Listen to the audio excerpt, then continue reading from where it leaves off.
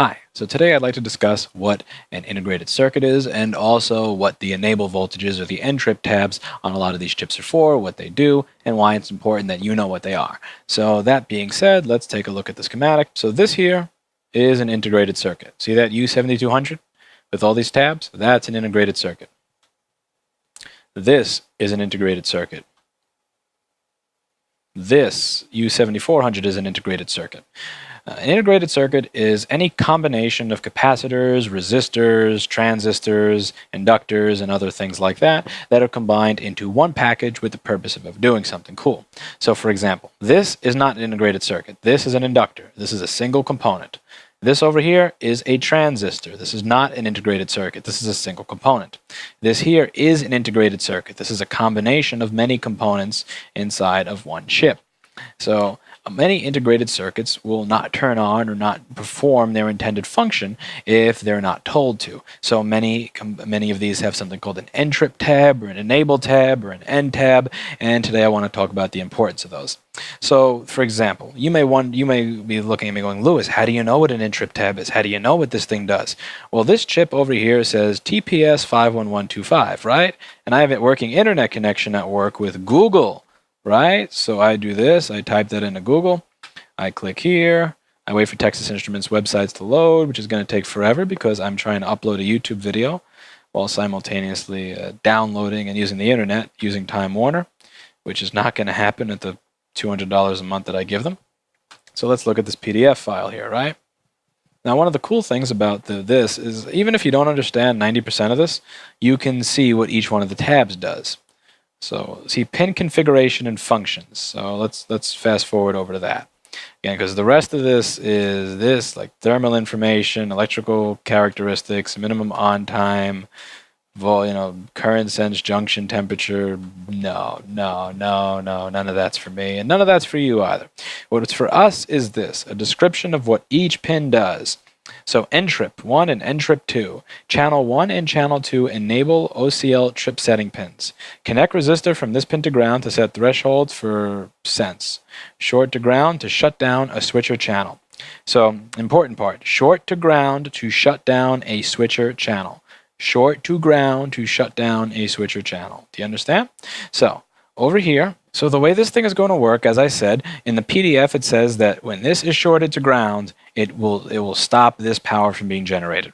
So let's take a look at how this works. This is a transistor that's going to pass this power to ground. It's going to short this entrip rail to ground when P5VS3 underscore enable underscore L is present. So P5VS3 underscore enable underscore L.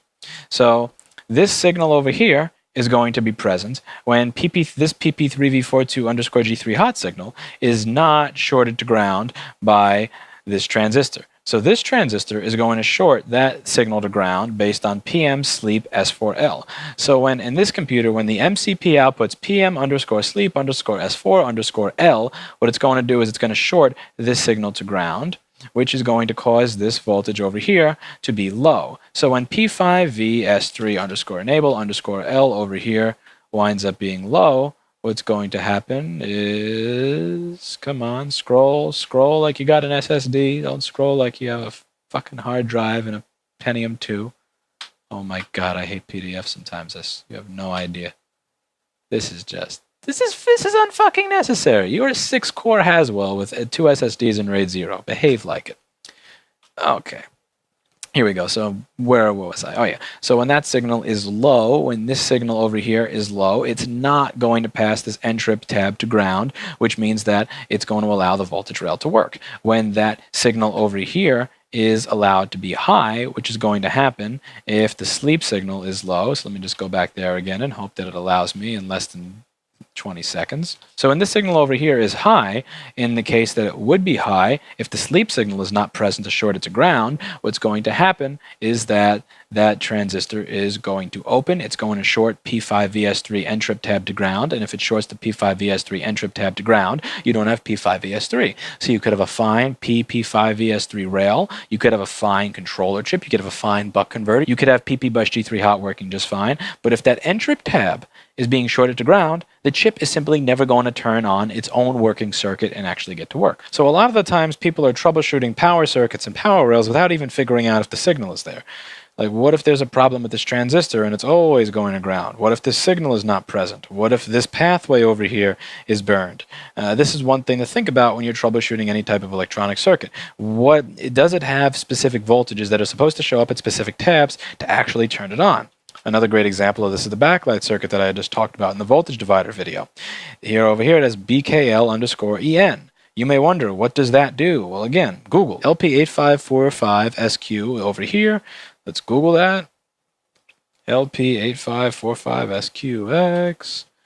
Here we go. I can click, and the first result on Google is a data sheet. So we're going to click on the data sheet over here.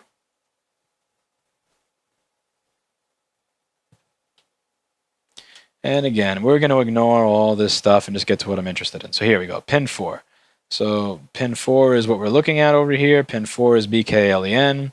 And on the PDF that I had open, 4, enable input pin, enable.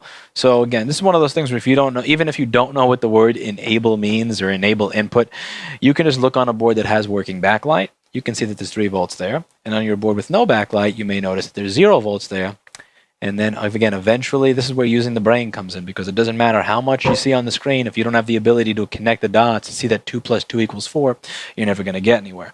So, but enable pin, you need to have power there. Again, you may have a perfectly fine backlight chip. You may have no shorts to ground anywhere. You may have everything here working the way it's supposed to, but maybe this little resistor is blown, so you don't have voltage on your enable pin. So before you do this monkey see, monkey do nonsense that I see on the internet all the time, where people are like, well, this chip I was told controls backlight, and I have no backlight, so I replace it.